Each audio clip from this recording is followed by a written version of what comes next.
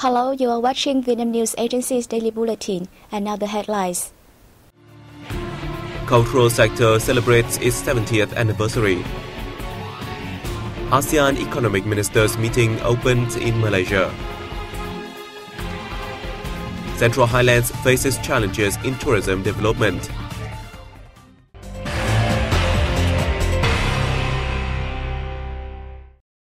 A ceremony took place in Hanoi on August 22nd to mark the 70th anniversary of the cultural sector. Deputy Prime Minister Vũ Đức Đam attended the event. In his speech, Deputy Prime Minister Đam praised the culture, sports and tourism sector's achievements over recent years. He said that Vietnam has a rich culture with many heritage sites. The Deputy Prime Minister also said developing an advanced Vietnamese culture embracing national identity is a long-term task.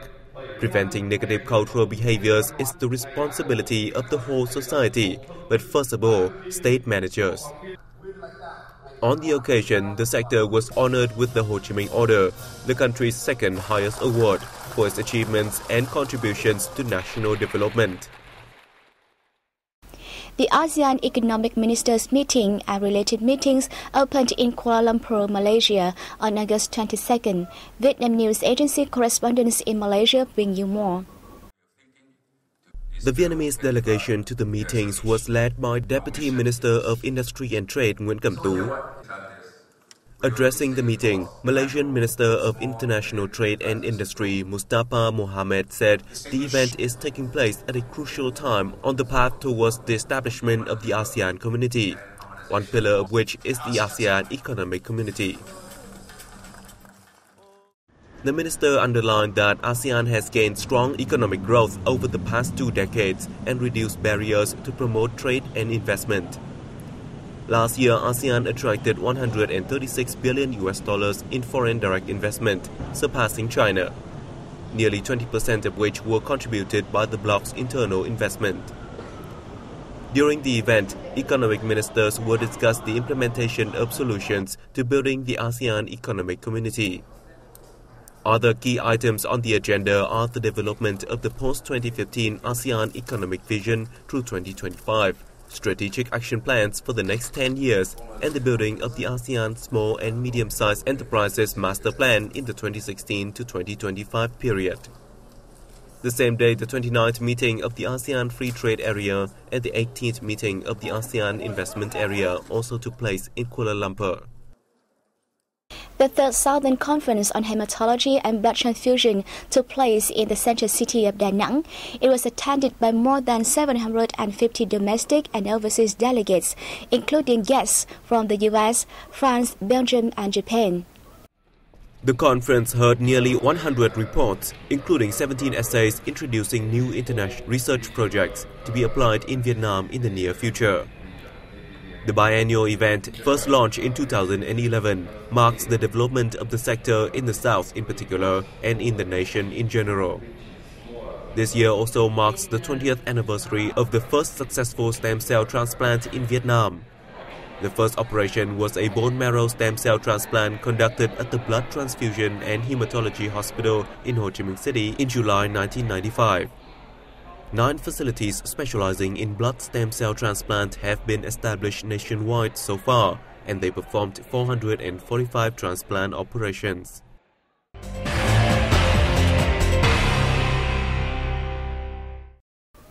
Despite recent sustainable growth, focus has not been on livestock exports and technology application remains limited. Therefore, experts said international cooperation is a chance for the animal breeding sector to improve its competitiveness in international integration. The livestock industry contributes up to 24.6% of Vietnam's agriculture production value. Nevertheless, the industry has not succeeded in building a value chain. The production value is still low and uncompetitive even in the domestic market. It is necessary to improve product quality, which has long been a weak link in the production chain. Shortcomings remain in breed and feed management and food safety. rapid globalization and the implementation of pledges to open the milk and livestock product markets pose great challenges to Vietnam's animal husbandry. Restructuring is considered essential for the sector to promote added values and develop sustainably, in which the application of science and technology is the main focus. I think the way is really to think of them as opportunities. Opportunities in the sense that many more people are looking to eat more meat, more eggs, drink more milk, and this is an opportunity for people who are producing livestock products to be part of producing the food, being part of the market. The signing and expanding of cooperation will also help the breeding industry access financial resources from international organizations, apply technology, control diseases, and focus market trends.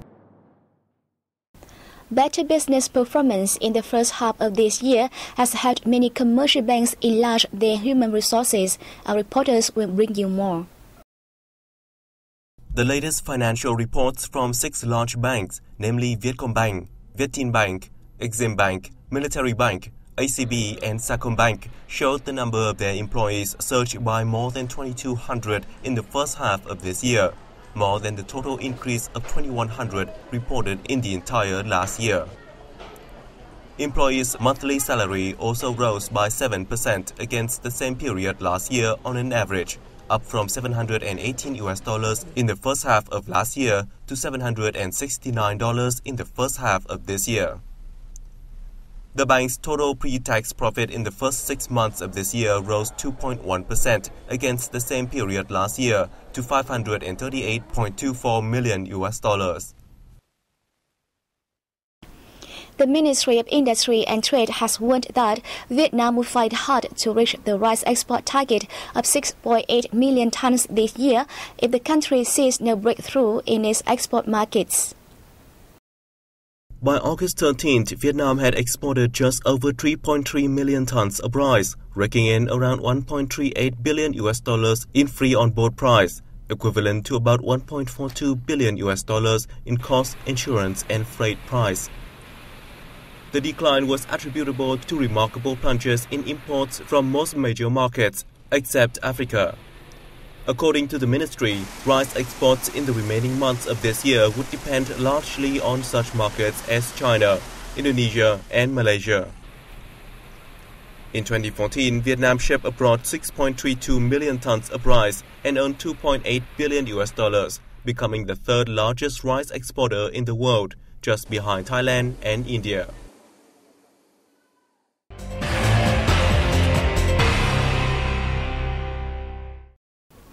The central city of Da Nang will invest roughly $2 million to restore and upgrade the Museum of Cham sculpture, a famous tourist attraction in the locality. Let's take a look. The project is intended to restore and rearrange artifacts in order to ensure adequate space for exhibitions, events and preservation, as well as improve services for visitors and researchers. The Museum of Cham sculpture was built by the French in order to collect, preserve and exhibit sculptures of the Kingdom of Champa, found within Cham Towers in central coastal provinces. It currently houses nearly 2,000 exhibits, 187 of which are exhibited outdoors, and 1,200 others remain in storage.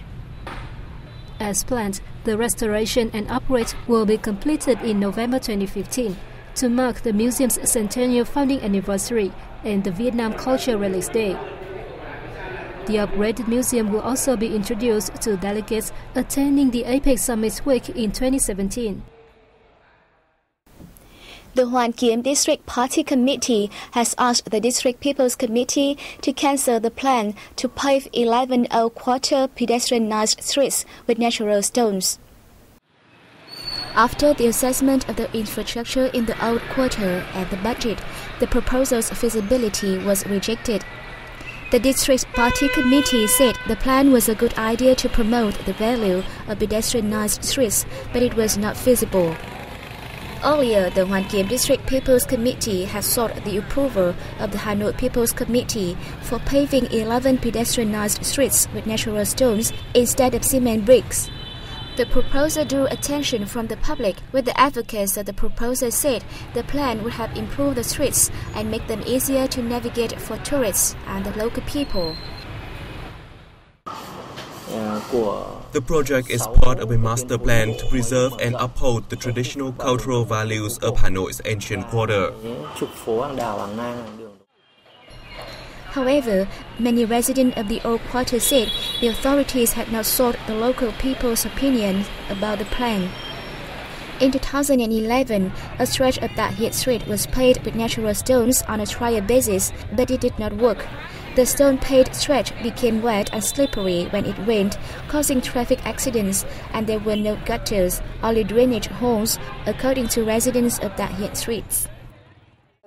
The street is beautiful and clean, but when it rains, it's very slippery.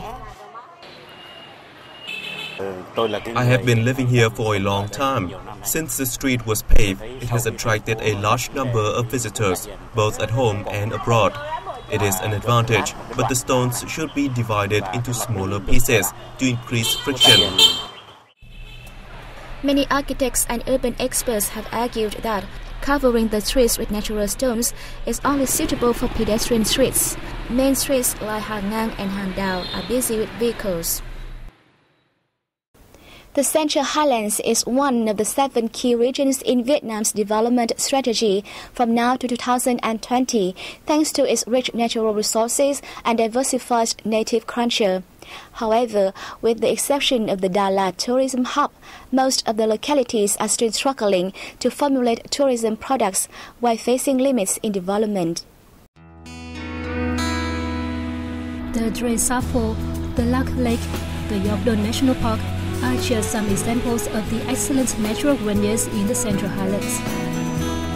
However, considering the lackluster number of tourists and the modest $223 million in earnings in 2014 for the entire region, the Central Highlands is still relying on agriculture for revenues.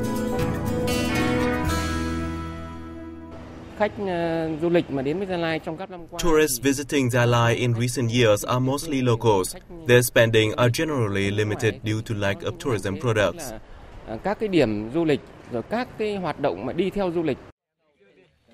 There are many reasons why the Central Highlands has yet to realize its full potentials. And one of these age-old issues is a lack of infrastructure like roads.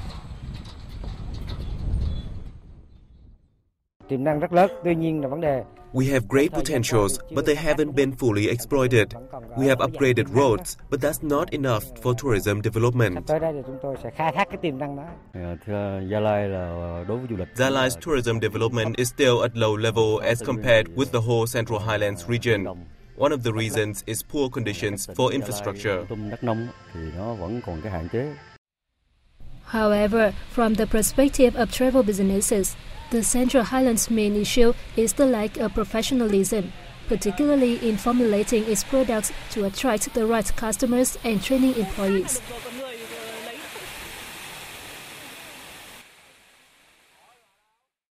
Some of the provinces are still unfocused as they develop their tourism.